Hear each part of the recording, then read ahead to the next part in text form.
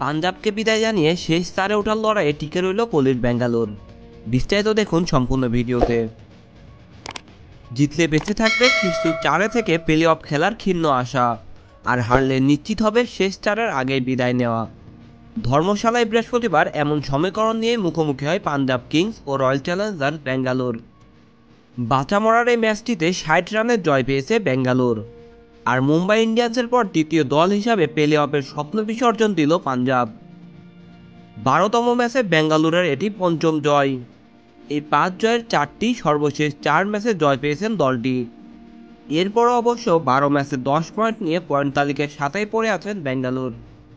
অন্যদিকে সমান ম্যাচে অষ্টম হারের স্বাদ পেল স্যাম কার্নের পাঞ্জাব। ১২ ম্যাচে ৮ পয়েন্ট নিয়ে নেমে গেছেন দলটি। এই ম্যাচে ব্যাঙ্গালোরের জয়ের নায়ক ছিল বিরাট কোহলি। ০ থেকে ১০ রানের দুবার জীবন পাওয়া ভারতের সাবেক অধিনায়ক আইপিএল ক্যারিয়ারের নবম সেঞ্চুরির সম্ভাবনা জাগিয়েও ৯২ রানে আউট হয়ে ফেরেন। তার ৪৭ বলের ইনিংসে ভর করে টসে হেরে ব্যাটিং পাওয়া ব্যাঙ্গালোর ৭ উইকেটে ২৪১ রান তোলে। আইপিএলে কোহলিদের এটি চতুর্থ সর্বোচ্চ দলীয় স্কোর। রান তাড়া করতে নেমে পাঞ্জাব ১৭ ওভারে মাত্র ১৮১ রান করে অল আউট হয়ে যান। বেঙ্গালুরু ৫ ওভারের মধ্যেই হারিয়ে ফেলেছিল অধিনায়ক ফাফ ডু প্লেসিকে। ব্যাঙ্গালোরের অধিনায়ক ৭ বলে খেলেন ৯ রান ও উইলিস জ্যাক্স খেলেন ৭ বলে ১২ রান। এরপরে রজত পাতিদারকে নিয়ে ৭৬ রানের জুটি গড়েন কোহলি।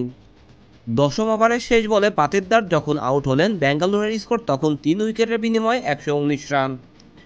২৩ বলে ৩-৪ ও ৬টি ছক্কার বিনিময়ে ৫৫ রান করেছিলেন পাতিদার।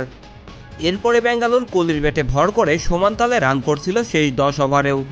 ইনিংসের দ্বিতীয় ভাগে এসে ৪ উইকেট হারিয়ে ১২২ রান তোলে দলটি।